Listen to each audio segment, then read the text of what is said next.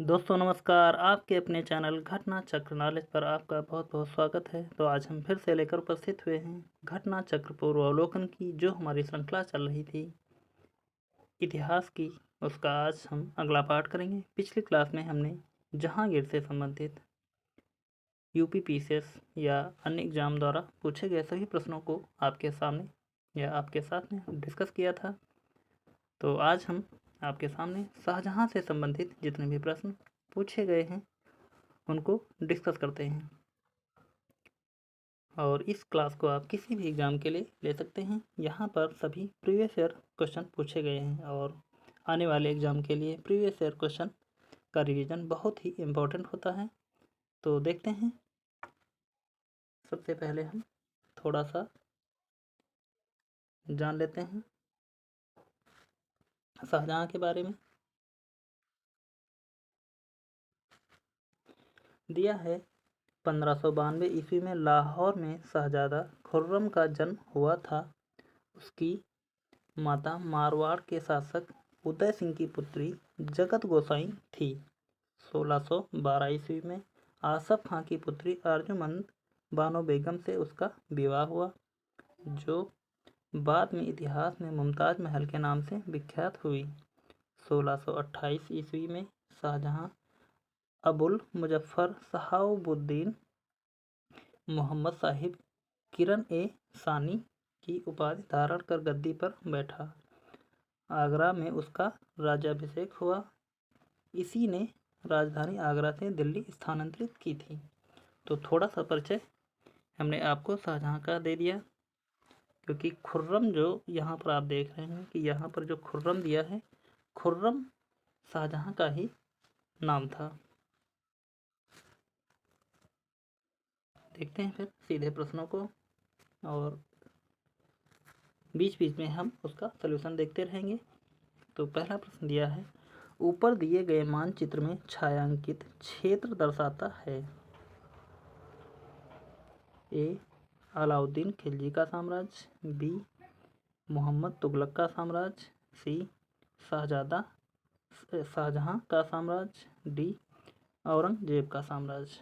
तो यहाँ पर आप देख सकते हैं कि दिया है सी में शाहजहां का साम्राज्य। जो यह मानचित्र में आप देख रहे हैं, यह शाहजहां के शासन का साम्राज्य काल है। अगला प्रश्न देखते हैं, या इसके सॉल्यूशन को एक बार देखते हैं। मानचित्र पर शाहजहां का साम्राज्य दर्शाया गया है क्योंकि इसमें काबुल यानी कि अफगानिस्तान शामिल है, जबकि गोलकुंडा उसके साम्राज्य के बाहर था। गोलकुंडा को औरंगजेब द्वारा 1687 ईस्वी में अधिकृत किया गया था। देखते हैं अगले प्रश्न को। अगला प्रश्न दिया है, ईरान के शाह और मुगल शासकों के बीच झगड़े की जड़ क्या थी। ए काबुल, बी कांधार, सी कुंदुज, डी गजनी। तो इसका सही उत्तर देखें तो यहाँ पर हो जाएगा हमारे पास बी कांधार। अगला प्रश्न,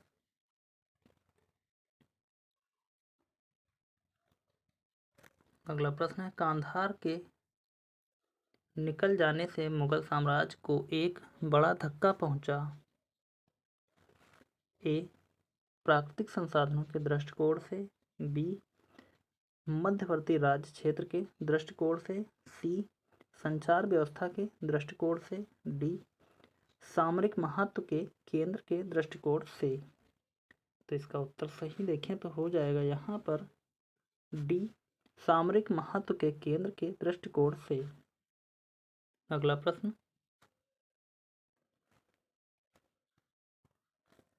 अगला प्रश्न है, बनारस एवं इलाहाबाद के तीर्थ यात्रा कर की समाप्ति के लिए किसने मुगल बादशाह के सामने बनारस के पंडितों का नेतृत्व किया था। ए हरनाथ, बी जगन्नाथ, सी कविंद्राचार्य, डी कवि हरिराम। तो यहाँ पर सही उत्तर की बात की जाए तो हो जाएगा हमारे पास सी कविंद्राचार्य। इसके सॉल्यूशन को देखते हैं थोड़ा सा। कवींद्राचार्य शाहजहां के आश्रित कवि थे। इनकी भाषा में ब्रज एवं अवधी का अनुपम समन्वय है। कवींद्र कल्पता उन्होंने शाहजहां की प्रशस्ति में प्रणीत की थी। सरस्वती उपाधि धारक यह विद्वान संस्कृत का मर्मज्ञ था। उसने बादशाह से निवेदन कर बनारस तथा इलाहाबाद के तीर्थ यात्रा कर समाप्त करवा दिया था। अगला प्रश्न देखते हैं। अगला प्रश्न है, शाहजहां के बल्ख अभियान का उद्देश्य था। ए. काबुल की सीमा से सटे बल्ख और बदख्शां में एक मित्र शासक को लाना।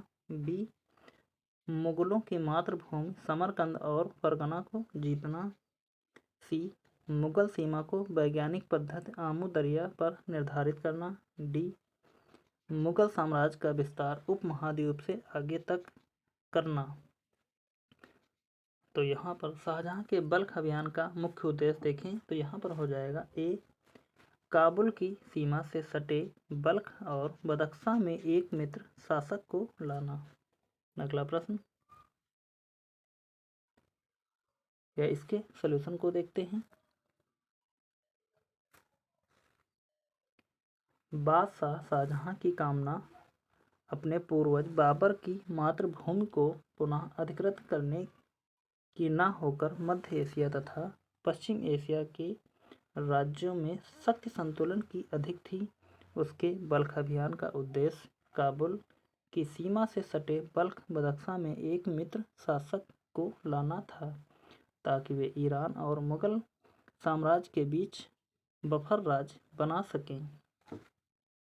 देखते हैं अगले प्रश्न को। निम्न में से कौन शाहजहां के शासनकाल का राजकवि था। ए. कलीम। बी. काशी। सी. कुदसी। डी. मुनीर। तो इसका सही उत्तर देखें तो यहाँ पर हो जाएगा हमारे पास ए. कलीम। अगला प्रश्न या इसका सल्यूशन तो दिया है। शाहजहां ने ईरानी फारसी पद्य शैली के कवि कलीम या अबू जलीह को राजकवि नियुक्त किया। कलीम के अतिरिक्त फारसी कवियों में सईदाई, गिलानी, कुदसी, मीर मोहम्मद कासी, सायब सलीम, मसीह रफ़ी, फारूक, मुनीर, सोदा, चंद्रभान, ब्राह्मण, हाजिक दिलेरी आदि थे। अगला प्रश्न देखते हैं। यह मुमताज महल का असली नाम क्या था। या मुमताज महल का असली नाम था। ए. अर्जुमंद बानो बेगम। बी. लाडली बेगम। सी. मेहरुनिसा। डी. रोशन आरा। तो मेहरुनिसा जैसा कि पिछली क्लास में आपने देखा होगा तो इसका नाम था नूर जहां का।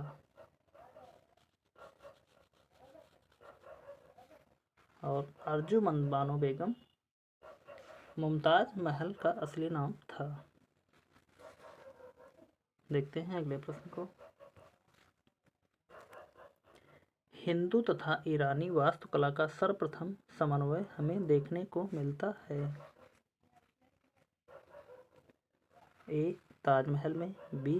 लाल किले में। सी. पंचमहल में। डी. शेर शाह के मकबरे में। तो यहाँ पर सही उत्तर देखें तो हो जाएगा ए. ताजमहल में। अगला प्रश्न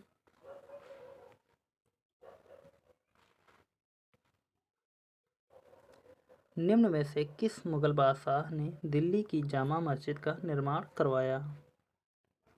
ए. अकबर। बी. जहांगीर। सी. शाहजहां। डी. औरंगजेब। तो इसका सही उत्तर बताएं क्या हो जाएगा। मुगल बादशाह दिल्ली की जामा मस्जिद का निर्माण करवाया था, वह था शाहजहां। अगला प्रश्न देखते हैं। दिया है दिल्ली की प्रसिद्ध जामा मस्जिद का निर्माण किसने किया।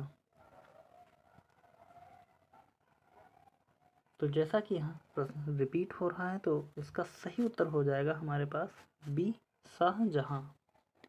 अगला प्रश्न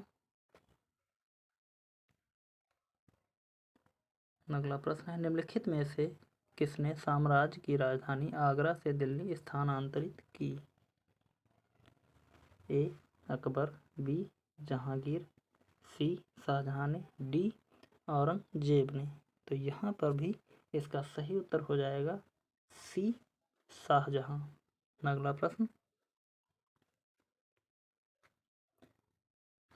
दिया है सूची 1 को सूची सेकंड से मिलान करना है। तो देखते हैं इसका हम मिलान करते हैं। सही मिलान अगर देखें तो यहाँ पर हमारा हो जाएगा अलाई दरवाज़ा दिल्ली, तो अलाउद्दीन खिलजी ने करवाया था, तो इसका सही मिलान है। बुलंद दरवाज़ा फतेहपुर सीकरी, तो यह अकबर ने करवाया था, यह भी सही है।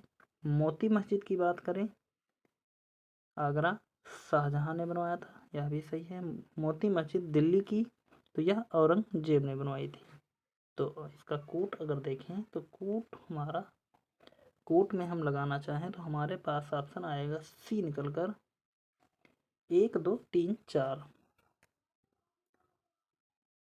देखते हैं इसके और थोड़ा सा सही मिलान को एक बार।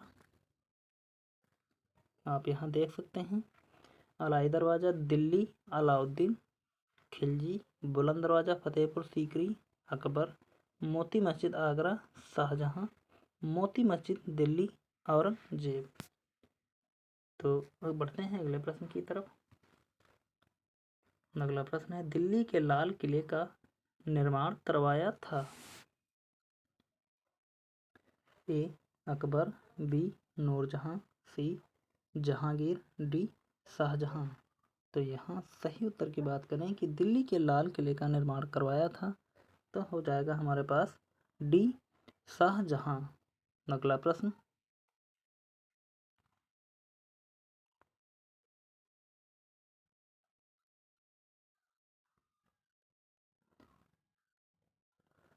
है लाल किले के निर्माण के श्रेय का अधिकारी कौन है? ए सिकंदर लोदी, बी अकबर, सी जहांगीर, डी शाहजहां। तो यहाँ पर सही उत्तर हो जाएगा डी शाहजहां। अगला प्रश्न है उपनिषदों का फारसी में अनुवाद किस मुगल सम्राट के शासनकाल में हुआ था?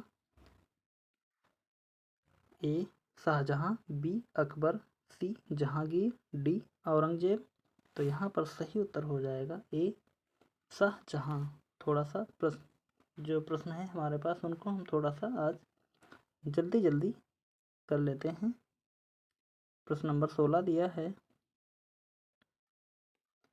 इनमें से किसे शाहजहां ने शाह बुलंद इकबाल की पदवी दी थी? ए दारा शिकोह, बी शुजा, सी औरंगजेब, डी मुराद। तो यहाँ सही उत्तर की बात करें तो हो जाएगा हमारे पास ए दारा शिकोह। अगला प्रश्न है दारा शिकोह ने किस शीर्षक के अंतर्गत उपनिषदों का फारसी में अनुवाद किया था? ए अल फेहरिस्त, बी किताब अल बयां, सी नज्म उल बहरीन, डी सिर्र ए अकबर।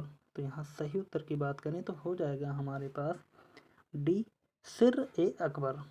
अगला प्रश्न सिर्र ए अकबर के लेखक थे? तो जैसा कि प्रश्न हमारा रिपीट हो गया है तो हम इसका सही उत्तर लगा देंगे बी दारा शिकोह। अगला प्रश्न अधोलिखित में से कौन एक दारा शिकोह की रचना है? तो यहाँ पर भी हमारा प्रश्न रिपीट हो रहा है, तो इस प्रकार हम इस के उत्तर को लगा देंगे ई सिर्र ए अकबर। अगला प्रश्न देखते हैं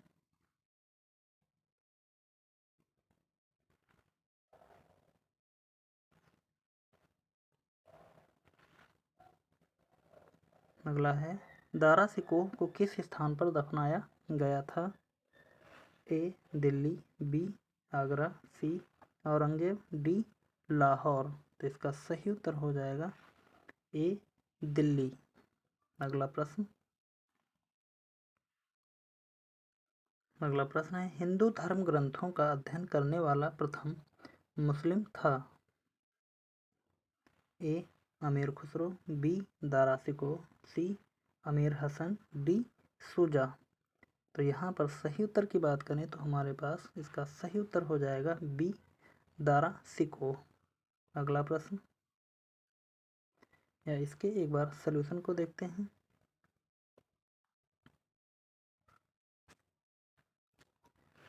प्रश्नगत विकल्पों में हिंदू धर्म ग्रंथों का अध्ययन करने वाला प्रथम मुस्लिम दारा शिकोह था। शाहजहां के 4 पुत्रों में ज्येष्ठ दारा शिकोह सर्वाधिक सुशिक्षित था, अध्येता तथा लेखक था। उसने एक हिंदू धर्म ग्रंथों का अध्ययन किया एवं उपनिषदों, योग, वशिष्ठ, भगवत गीता आदि हिंदू धर्म ग्रंथों का फारसी में अनुवाद कराया। अगला प्रश्न देखते हैं। अगला प्रश्न है, निम्नलिखित में से किस इतिहासकार ने शाहजहां के शासनकाल को मुगल काल का स्वर्ण युग कहा है? A VA. Smith, B JN. Sarkar, C AL. Srivastava, D उपयुक्त में से कोई नहीं। तो यहाँ बात करते हैं सही उत्तर की, तो हमारे पास हो जाएगा सी ए.एल. श्रीवास्तव। अगला प्रश्न, सुप्रसिद्ध कोहिनूर हीरा शाहजहां को किसने उपहार में दिया था?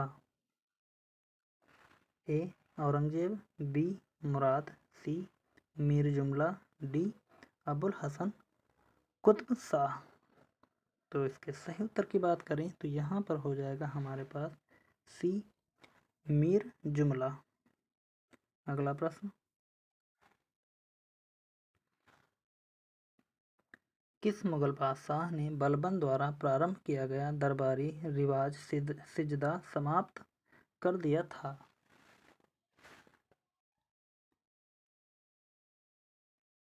ए अकबर, बी जहांगीर, सी शाहजहां, डी औरंगजेब। तो सही उत्तर देखें तो हो जाएगा हमारे पास सी शाहजहां। अगला प्रश्न देखते हैं।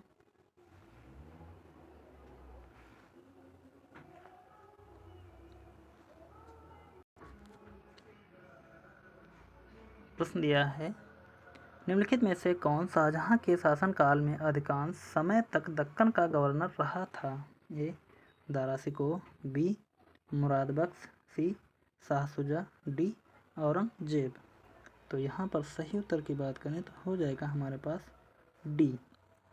और इसके सॉल्यूशन को देखते हैं थोड़ा सा। दिया है, शाहजहां के शासनकाल में औरंगजेब पहले 1636 से 1644 ईस्वी तक दक्कन का गवर्नर रहा था तथा 1652 ईस्वी में उसे पुनः इस पद पर नियुक्त किया गया था, जिस पर वह उत्तराधिकार के युद्ध में विजय और मुगल बादशाह बनने तक रहा। तो शाहजहां से संबंधित सभी प्रश्न कंप्लीट होते हैं, जितने भी घटनाचक्र पूर्वावलोकन द्वारा पूछे गए हैं। तो उम्मीद करता हूं कि आप सभी लोगों को वीडियो अच्छा लगा होगा और प्रश्नों की क्वालिटी अच्छी लगी होगी, क्योंकि जितने भी सिर्फ प्रीवियस ईयर पेपर में पूछे हुए प्रश्न हैं आपके सामने हमने वही डिस्कस किए हैं। तो उम्मीद करता हूं कि आप सभी लोगों ने वीडियो को लाइक कर दिया होगा और चैनल को यदि अभी तक सब्सक्राइब नहीं किया है तो प्लीज़ सभी लोग चैनल को सब्सक्राइब कर लीजिए और ज़्यादा से ज़्यादा लोगों तक शेयर भी कर दीजिए। तो मिलते हैं फिर अगले वीडियो में औरंगजेब के पार्ट को लेकर। तब तक के लिए फिर धन्यवाद। जय हिंद।